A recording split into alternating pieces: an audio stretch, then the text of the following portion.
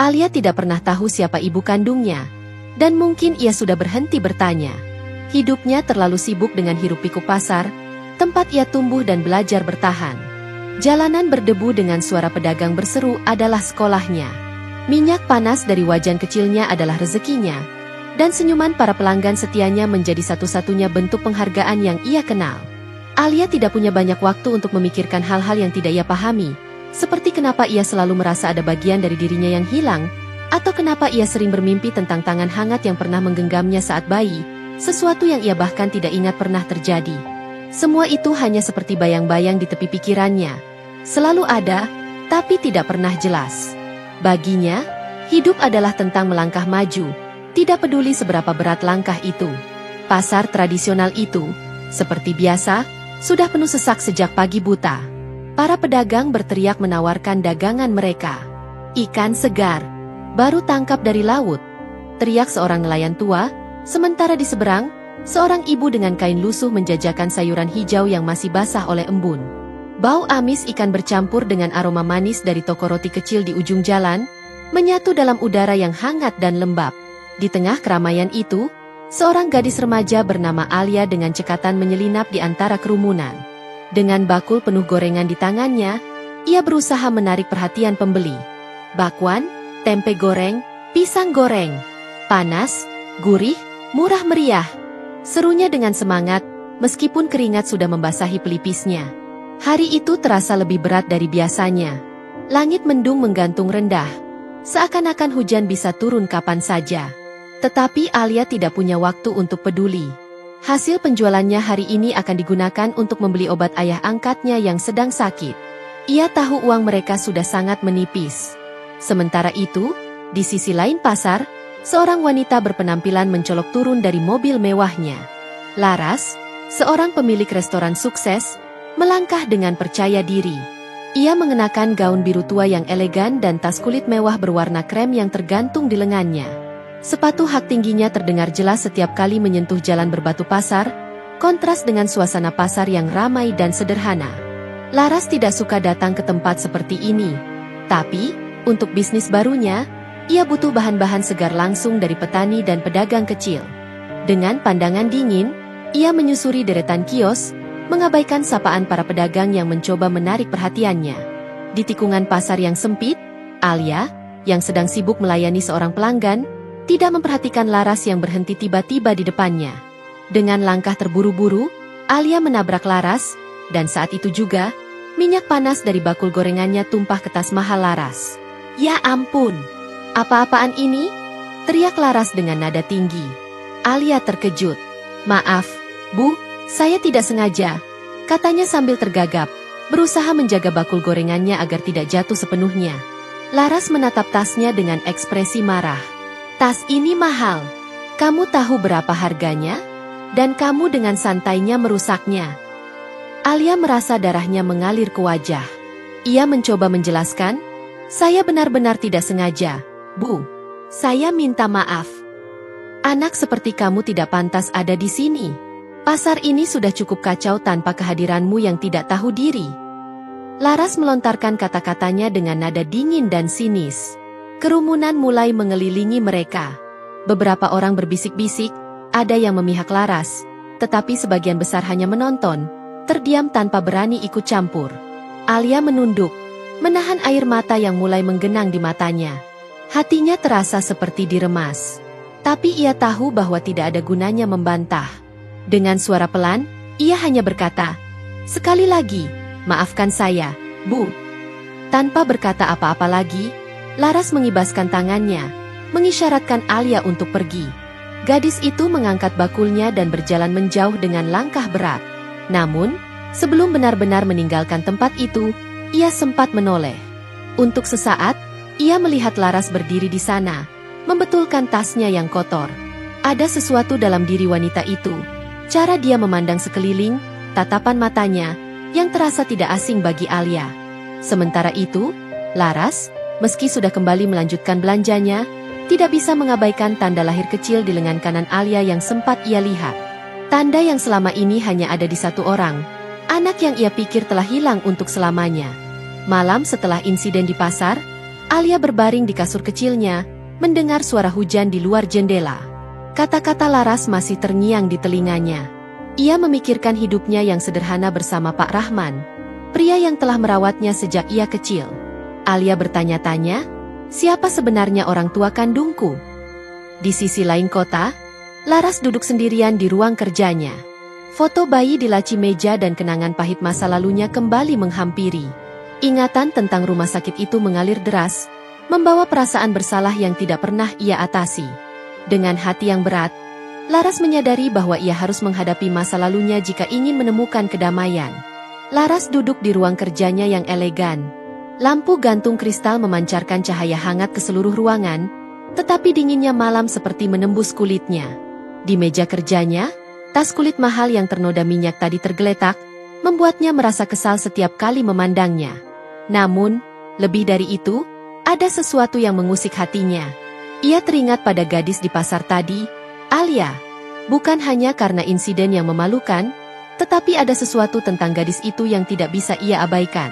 Tanda lahir kecil di lengan kanan gadis itu terlintas kembali dalam pikirannya. Itu adalah tanda yang sama dengan tanda yang pernah dilihatnya di lengan bayi perempuannya, yang dikatakan meninggal 16 tahun lalu. Laras menggeleng, mencoba mengusir pikiran itu. Namun, semakin ia mencoba melupakannya, semakin ingatan masa lalunya muncul seperti mimpi buruk yang menghantui. 16 tahun yang lalu, Laras adalah seorang wanita muda penuh harapan. Ia dan suaminya, Arif, menantikan kelahiran anak pertama mereka dengan penuh kebahagiaan. Meski sibuk membangun karir mereka sudah mempersiapkan segalanya untuk menyambut bayi perempuan yang akan melengkapi hidup mereka. Namun, harapan itu berubah menjadi mimpi buruk. Proses persalinan Laras berlangsung lama dan penuh komplikasi. Setelah berjam-jam di ruang operasi, ia akhirnya melahirkan. Tetapi Laras langsung kehilangan kesadaran karena pendarahan hebat. Ketika Laras sadar, ia tidak melihat bayinya. Yang ia lihat hanyalah wajah tegang seorang perawat yang mengabarkan berita buruk. "Maaf, Bu Laras, bayi Anda tidak selamat." Kata-kata itu menghancurkan dunia Laras. Ia tidak pernah melihat tubuh bayinya. Tidak ada pemakaman, tidak ada kesempatan untuk mengucapkan selamat tinggal. Hanya ada rasa kehilangan yang mendalam, membuat hatinya hancur berkeping-keping. "Bayi saya benar-benar meninggal, bukan?" Laras pernah bertanya kepada Arif, berusaha mencari kepastian. Arif, yang sama hancurnya, hanya bisa memeluk Laras tanpa jawaban. Sejak itu, Laras memutuskan untuk menutup luka hatinya dan fokus pada karir mereka. Di ruang kerjanya, Laras menarik napas panjang, berusaha menenangkan pikirannya. Ia membuka laci meja dan mengeluarkan sebuah kotak kecil berisi barang-barang kenangan. Di dalamnya ada foto bayi yang baru lahir, satu-satunya kenangan yang ia miliki tentang anaknya. Dalam foto itu, terlihat jelas tanda lahir kecil di lengan kanan bayi tersebut. Mungkinkah? Laras bergumam pelan, tetapi ia tidak berani melanjutkan pikirannya. Namun, dorongan untuk mencari tahu semakin kuat. Laras memutuskan untuk membuka kembali arsip-arsip lama tentang rumah sakit itu. Dengan bantuan asistennya, ia mendapatkan informasi bahwa ada seorang mantan perawat, Bu Siti, yang pernah bekerja di sana dan kini tinggal di sebuah desa kecil di pinggiran kota. Laras merasa hatinya berdebar. Ia tahu bahwa membuka luka lama ini mungkin hanya akan membawa kekecewaan. Tetapi ia tidak bisa mengabaikan perasaan aneh yang terus menghantuinya sejak bertemu Alia. Setelah malam yang panjang, Laras memutuskan untuk tidak membiarkan rasa penasaran membelenggunya.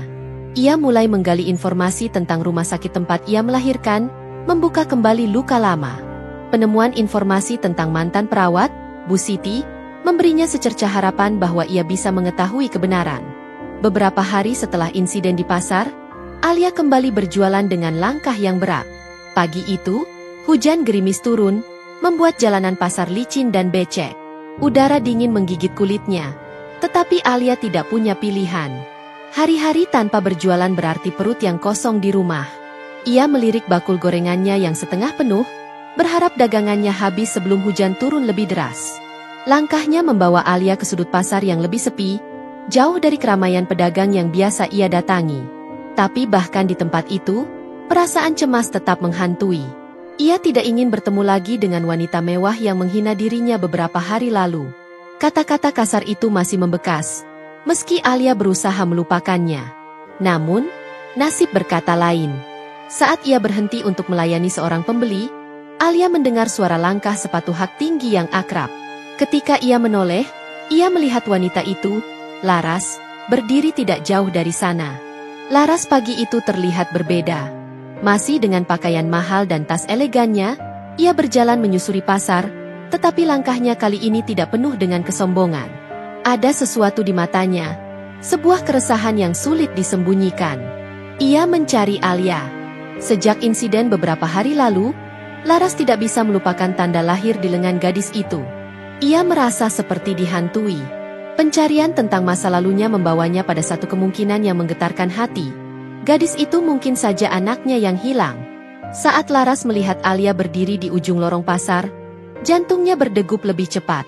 Ia menghampiri gadis itu, mencoba meredam perasaan yang berkecamuk di dalam dirinya.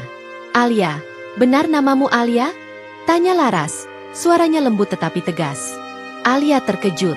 Ia menoleh perlahan, merasa canggung sekaligus bingung kenapa wanita itu tiba-tiba tahu namanya. "Iya, Bu." "Kenapa?" jawabnya dengan nada hati-hati. "Siapa orang tuamu?" Laras langsung bertanya. Suaranya bergetar meski ia berusaha tampak tenang. Alia merasa aneh. Kenapa wanita ini bertanya soal itu? "Saya tinggal dengan ayah saya. Ibu saya tidak pernah mengenalnya," jawab Alia, matanya menunduk. Jawaban itu membuat Laras merasa seperti tertusuk. Ia berusaha menahan emosinya dan melanjutkan pertanyaan, "Ayahmu, dari mana dia mendapatkanmu?" Alia mulai merasa terganggu. Wanita ini terlihat kaya. Tetapi kenapa ia begitu tertarik pada hidupnya? "Saya tidak tahu. Ayah bilang dia menemukan saya di depan rumah sakit waktu saya masih bayi," jawab Alia, mencoba mengakhiri percakapan. Kata-kata Alia membuat Laras hampir kehilangan kendali. "Rumah sakit? Rumah sakit mana?" tanyanya lagi. Suaranya meninggi tanpa sadar. Alia mundur selangkah. "Saya tidak tahu, Bu." "Apa ibu sedang mencari seseorang?" tanyanya balik, bingung dengan perubahan sikap Laras. Laras menghela napas panjang, mencoba menenangkan dirinya. Ia tidak ingin menakuti gadis itu, tetapi hatinya terasa mendidih dengan keinginan untuk tahu lebih banyak. "Maaf, Alia. Saya tidak bermaksud membuatmu takut. Saya hanya penasaran." Laras memandang lengan Alia, mencoba memastikan tanda lahir itu ada di sana. "Boleh saya lihat lengan kananmu?" tanyanya tiba-tiba. Alia mengerutkan kening. "Kenapa?" "Percayalah, ini penting," jawab Laras. Alia akhirnya mengulurkan lengannya dengan ragu. Saat Laras melihat tanda lahir kecil berbentuk bulan sabit di lengan kanan gadis itu, ia merasa dunia sekitarnya berhenti. Itu adalah tanda yang sama, tanda yang pernah ia lihat pada bayi yang ia lahirkan 16 tahun lalu. Setelah melihat tanda itu, Laras tidak bisa tinggal lebih lama. Ia mengucapkan terima kasih dengan suara gemetar dan pergi begitu saja, meninggalkan Alia yang kebingungan. Di dalam mobilnya, Laras menatap kosong ke depan. "Tidak mungkin, tapi ini nyata," gumamnya. Tanda lahir itu bukan kebetulan. Ia yakin bahwa Alia adalah anaknya. Tetapi bagaimana ia bisa yakin sepenuhnya? Ia membutuhkan bukti, sesuatu yang lebih konkret. Ia tahu ia harus menemui seseorang yang tahu kebenarannya. Mantan perawat rumah sakit itu, Bu Siti. Setelah melihat tanda lahir Alia, Laras meninggalkan pasar dengan pikiran yang bercampur aduk. Ia tahu ada lebih banyak hal yang harus ia selidiki. Malam itu, ia tidak bisa tidur. Rasa bersalah dan harapan bercampur menjadi satu, memaksanya untuk bertindak. Esok harinya, Laras memutuskan untuk menemui Bu Siti, meskipun ia tahu percakapan itu bisa membuka luka yang lebih dalam. Laras mengendarai mobilnya dengan pikiran yang kacau. Malam telah larut, tetapi jalanan masih hidup dengan lampu-lampu kota yang berkilauan. Namun, Laras hampir tidak menyadari keindahan itu. Tangannya gemetar di atas setir. Hatinya terasa berat oleh campuran harapan, ketakutan, dan rasa bersalah. Tujuannya jelas, menemui Bu Siti, mantan perawat di rumah sakit tempat ia melahirkan. Hasil pencarian asistennya mengatakan bahwa Bu Siti tinggal di sebuah desa kecil di pinggiran kota, jauh dari gemerlap kehidupan metropolitan. Laras tidak peduli pada waktu atau jarak. Ia harus tahu kebenaran. Rumah Bu Siti sederhana, terbuat dari kayu dengan cat yang mulai terkelupas. Di depan rumah, ada lampu redup yang bergoyang terkena angin malam. Laras mengetuk pintu dengan hati-hati, tetapi cukup keras untuk memastikan pemilik rumah mendengar. Pintu terbuka perlahan, memperlihatkan seorang wanita tua dengan wajah yang penuh garis kehidupan. Bu Siti mengenakan kebaya sederhana, dan sorot matanya menunjukkan rasa penasaran sekaligus waspada. "Maaf, Anda siapa?" tanya Bu Siti. Suaranya lembut tapi tegas. "Saya Laras," jawab Laras, mencoba menenangkan suaranya yang bergetar. "Saya datang untuk bertanya tentang sesuatu. Sesuatu yang terjadi 16 tahun lalu di rumah sakit tempat Anda bekerja." Raut wajah Bu Siti berubah. Ia menghela napas panjang, seolah-olah tahu bahwa suatu hari masa lalunya akan kembali menghantuinya. "Masuklah," katanya sambil membuka pintu lebih lebar. Di dalam rumah, Laras duduk di kursi kayu sederhana. Di meja, ada segelas teh yang disediakan Bu Siti, tetapi Laras hampir tidak menyentuhnya. "Apa yang ingin Anda tahu?" tanya Bu Siti, suaranya pelan. "Anak saya," Laras memulai, suaranya hampir patah. "Saya melahirkan seorang bayi perempuan di rumah sakit itu. Tapi mereka mengatakan dia meninggal. Saya tidak pernah melihat tubuhnya. Hanya diberitahu bahwa dia sudah tiada. Saya ingin tahu apakah itu benar." Bu Siti terdiam lama. Ia menatap Laras dengan sorot mata penuh simpati dan rasa bersalah. "Saya ingat Anda," katanya akhirnya. "Anda adalah salah satu pasien di hari itu. Salah satu korban." Laras merasa dadanya sesak. "Korban? Apa maksud Anda?" Bu Siti menunduk, tangannya menggenggam gelas teh di depannya dengan erat. "Rumah sakit itu, tempat saya bekerja, mereka terlibat dalam perdagangan bayi. Banyak bayi yang dilaporkan meninggal, tetapi sebenarnya mereka dijual ke orang lain. Saya tahu itu salah, tapi saat itu saya tidak berdaya. Saya butuh pekerjaan, dan ancaman dari manajemen terlalu besar." Air mata mulai mengalir di wajah Laras. "Jadi, anak saya dijual?" Bu Siti mengangguk perlahan.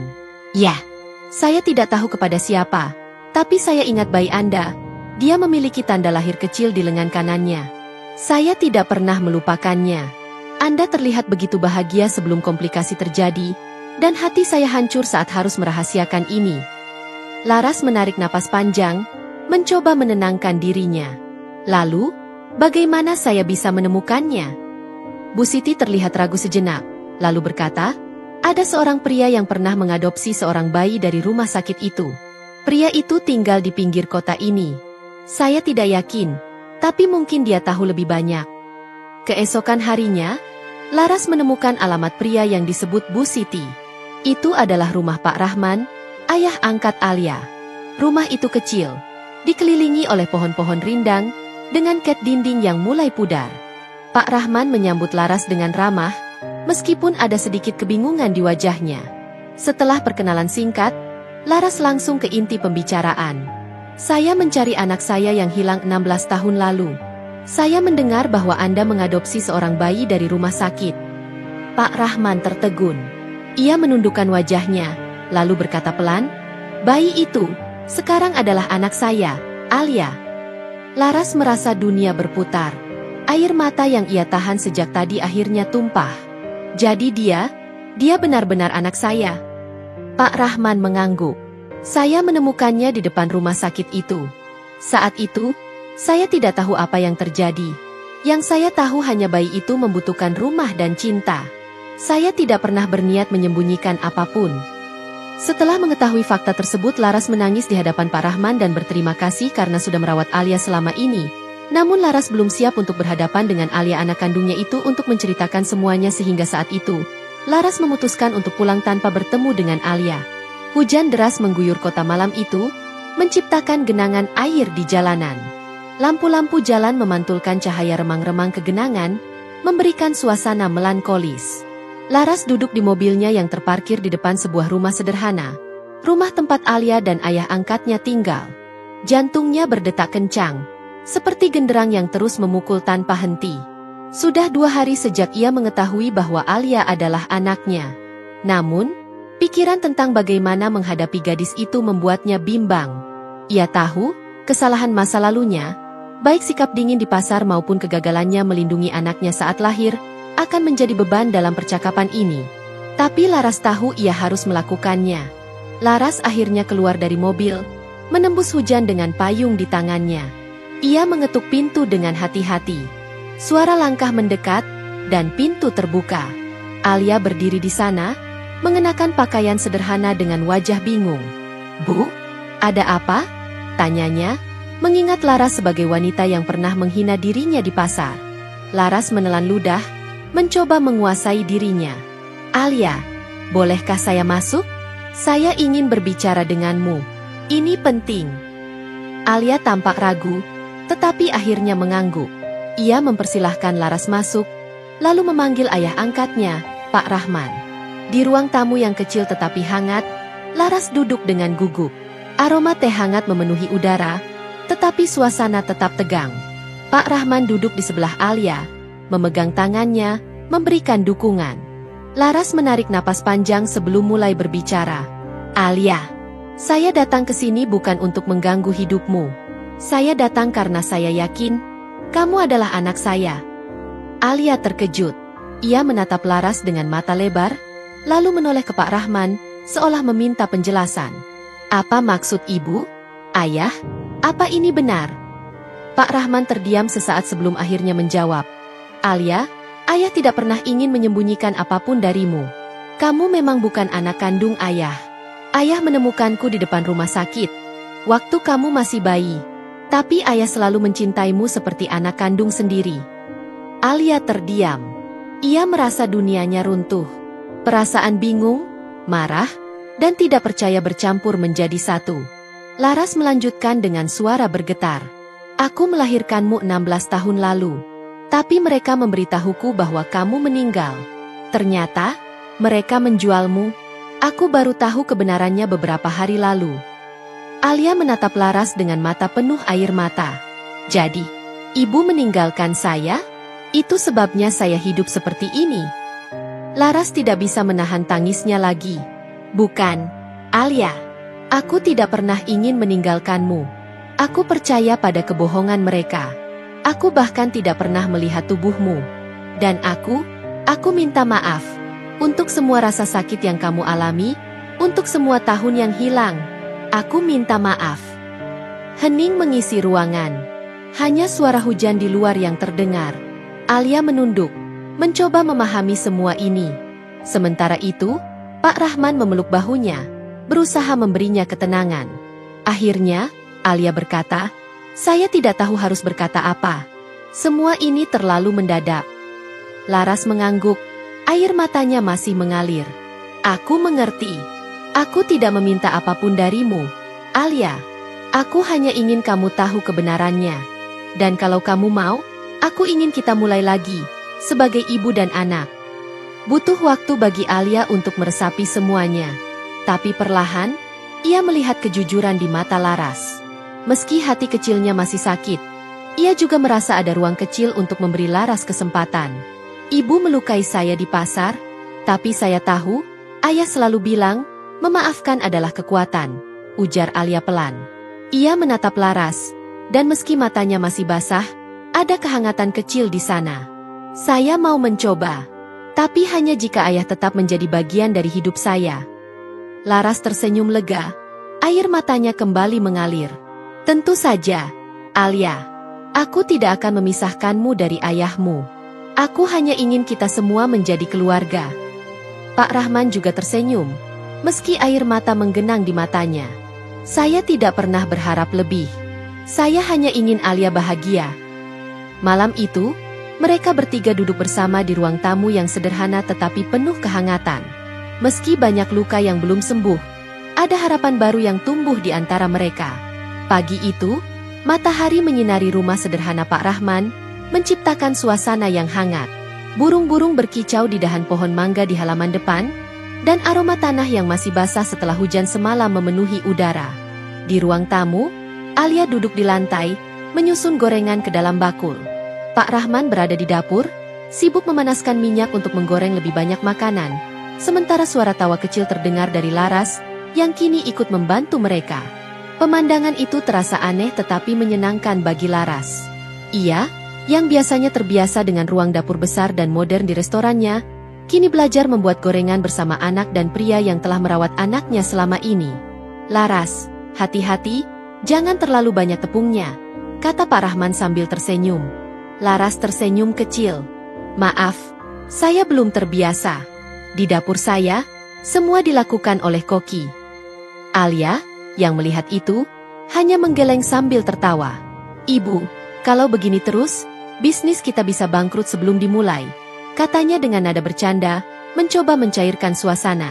Setelah malam yang emosional itu, Alia memutuskan untuk memberi Laras kesempatan. Meskipun masih ada luka di hatinya, ia melihat usaha keras Laras untuk menjadi bagian dari hidupnya. Laras pun bertekad untuk memperbaiki hubungan mereka, dimulai dengan menerima dunia Alia apa adanya. Hari itu, mereka bertiga memutuskan untuk mencoba berjualan bersama di pasar. Laras, yang biasanya berpenampilan mewah, mengenakan pakaian sederhana agar tidak menarik perhatian.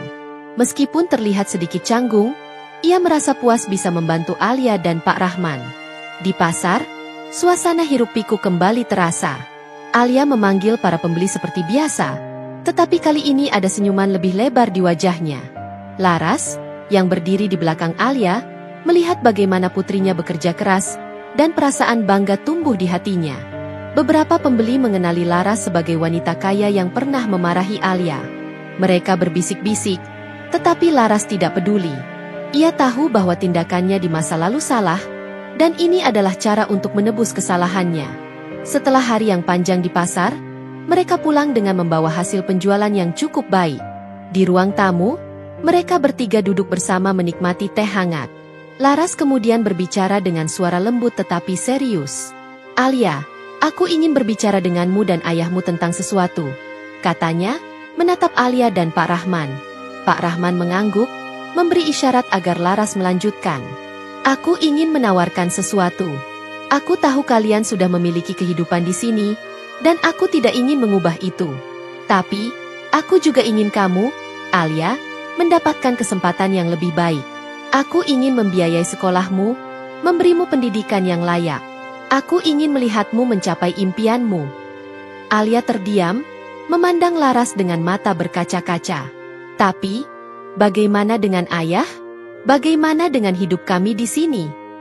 Laras tersenyum. "Aku tidak akan memisahkanmu dari ayahmu. Kita bisa bekerja sama. Kamu tetap bisa tinggal di sini, tetapi aku akan mendukungmu dari jauh. Dan kalau kamu mau, kamu selalu bisa mengunjungi aku di kota.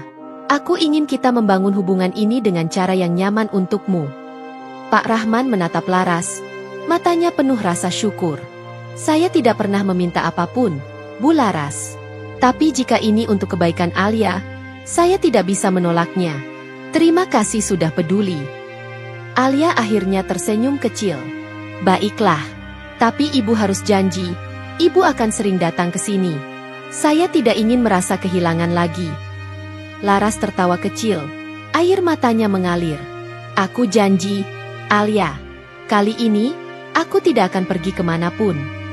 Beberapa minggu kemudian, Laras mengundang Alia dan Pak Rahman untuk makan malam di restorannya. Itu adalah pertama kalinya Alia melihat dunia Laras, yang sangat berbeda dari kehidupannya di pasar. Namun, Laras berusaha membuat mereka merasa nyaman, bahkan meminta stafnya untuk menyajikan makanan sederhana seperti gorengan buatan mereka. Di meja makan, mereka tertawa bersama, berbagi cerita tentang hidup masing-masing. Alia merasa hatinya perlahan-lahan terbuka, menerima Laras sebagai bagian dari hidupnya. Sementara itu, Laras juga bercerita bahwa suaminya Arif, ayah kandung dari Alia, sudah meninggal 2 tahun setelah Alia lahir karena tidak bisa menahan rasa sedih kehilangan anaknya, dan saat itu Laras merasa untuk pertama kalinya dalam 16 tahun, ia memiliki keluarga yang utuh kembali. Malam itu, langit begitu jernih setelah hujan yang mengguyur sepanjang hari. Bintang-bintang bersinar terang, seolah-olah menari di atas langit yang pekat. Di depan rumah kecilnya, Alia duduk di tangga kayu bersama Laras dan Pak Rahman. Udara malam membawa kesejukan, dengan aroma tanah basah dan suara jangkrik yang mengisi kesunyian. Alia memeluk lututnya, menatap langit yang penuh bintang. Dalam diam, ia memikirkan perjalanan hidupnya. Tidak pernah terbayangkan bahwa seorang wanita asing yang pernah menghina dirinya di pasar akan menjadi ibunya. Ibu kandung yang selama ini ia anggap tidak ada. "Ibu," ujar Alia pelan, memecah keheningan. Laras, yang duduk di sebelahnya, menoleh. Matanya masih menunjukkan kelembutan yang sebelumnya jarang terlihat. "Iya, Alia." Alia tersenyum kecil, meski air mata menggenang di sudut matanya. "Terima kasih sudah kembali untuk saya. Saya tidak tahu seperti apa hidup saya nanti, tapi saya senang kita bisa memulai lagi." Laras tidak bisa menahan emosinya. Ia menarik Alia ke dalam pelukan. "Aku yang seharusnya berterima kasih. Alia, kamu memberiku kesempatan kedua untuk menjadi ibumu. Aku berjanji, aku tidak akan mengecewakanmu lagi." Pak Rahman, yang duduk di sisi lain Alia, menepuk bahu gadis itu dengan lembut. "Alia, ayah selalu bangga padamu. Apapun yang terjadi, ayah dan ibu selalu ada untukmu." Alia menoleh ke ayah angkatnya, lalu ke Laras. Untuk pertama kalinya dalam hidupnya, ia merasa benar-benar memiliki keluarga. Hatinya yang dulu penuh keraguan kini terasa lebih ringan. Alia mengangkat wajahnya, menatap bintang-bintang. Ia ingat bagaimana ayah angkatnya sering berkata bahwa bintang adalah harapan. Setiap kali hidup terasa berat, melihat bintang-bintang bisa mengingatkan bahwa selalu ada cahaya, bahkan di kegelapan. "Ayah, ibu," kata Alia tiba-tiba, sambil menunjuk ke langit. "Lihat bintang itu. Dulu ayah bilang, bintang itu seperti kita. Meski kecil, mereka tetap bersinar di kegelapan." Laras dan Pak Rahman mengikuti arah pandang Alia. Laras tersenyum, merasa terhubung dengan kata-kata Alia. "Kamu benar, Alia. Dan sekarang, kita adalah bintang-bintang itu. Bersama, kita akan bersinar lebih terang." Alia tersenyum lebar. "Dulu saya berpikir hidup saya akan selalu gelap. Tapi sekarang, saya tahu bahwa selama kita bersama, tidak ada kegelapan yang tidak bisa kita hadapi." Angin malam bertiup lembut, membawa kesejukan yang menyelimuti mereka bertiga. Dari dalam rumah, suara jam dinding berdetak pelan, mengiringi malam yang tenang. Pak Rahman berdiri, mengambil selimut dari dalam rumah dan membawanya keluar. Ia menyelimuti Alia dan Laras, lalu duduk kembali di samping mereka. "Malam ini dingin. Kita harus tetap hangat," katanya dengan senyuman. Alia menyandarkan kepala di bahu Pak Rahman, sementara tangannya menggenggam tangan Laras. Dalam keheningan itu, ia merasa damai. Tidak ada lagi rasa kehilangan atau keraguan. Hanya ada cinta dan harapan. Alia menutup matanya, mendengar suara jangkrik dan embusan angin. Ia tahu bahwa hidupnya tidak akan selalu mudah. Akan ada tantangan, seperti halnya malam yang gelap. Tapi kini, ia memiliki dua orang yang mencintainya tanpa syarat, Laras dan Pak Rahman. Alia membuka matanya, menatap bintang terakhir sebelum masuk ke dalam rumah. Dengan senyum kecil, ia berbisik pelan, seolah berbicara kepada dirinya sendiri. "Hidup itu seperti langit malam. Ada gelap, tapi juga ada bintang. Dan aku akan terus mencari bintang itu, apapun yang terjadi." Di dalam rumah, mereka menghabiskan malam dengan tawa, cerita, dan kehangatan. Laras dan Alia kini sudah berdamai, dan menjadi seorang ibu dan anak yang selama ini terpisah. Pak Rahman kembali ke rumahnya di pinggiran kota karena bagaimanapun dia tidak bisa meninggalkannya, namun meskipun begitu, mereka mungkin tidak sempurna, tetapi cinta yang mereka miliki cukup untuk membuat mereka merasa utuh. Terima kasih sudah menonton sampai akhir. Semoga cerita ini memberikan pelajaran berharga untuk kita semua. Jangan lupa untuk dukung terus channel ini dengan like, subscribe, dan bagikan ke orang tersayang. Sampai jumpa di video berikutnya. Dan selalu ingat, setiap cerita memiliki kekuatan untuk mengubah hidup. Tetap semangat dan terus berbuat baik.